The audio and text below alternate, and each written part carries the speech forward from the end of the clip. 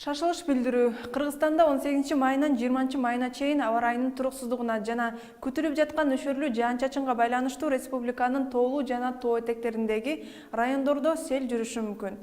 Дарыяларда суунун деңгээли көтөрүлүшү күтүлүүдө. Бул тууралуу өзгөчө кырдаалдар министрлигинен билдиришти.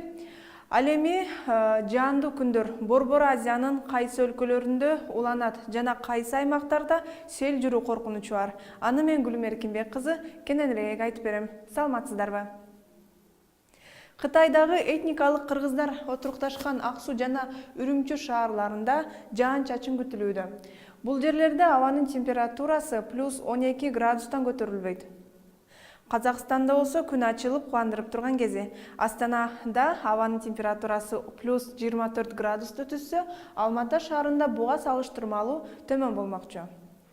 Өзбекстандын кээ бир аймактарында жаан-чачын токтой элек. Мисалы, Фергана өрөөнүндө бүгүн жааган жаан эртең да жаап, чагылган менен жүрөт.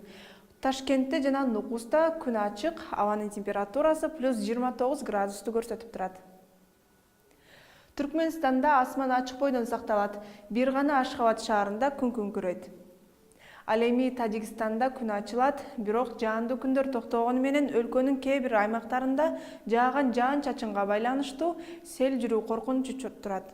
Так ушундай кырдаал Кыргызстанда да бар. Буга чейин жаап бүткөн жаанга байланыштуу сел жүрүшү мүмкүн. Ал эми эртең жаан-чачын күтүлбөйт. Бийик тоолуу аймактарда жолдор тоңголок, тайгак болушу күтүлүүдө. Батыштан соккон шамалдын ылдамдыгы секундасына 4-9 метрге чейин жетет. Аба ырайы тууралуу кабарым ушул болду. Көрүшкөнчө аман болуңуздар.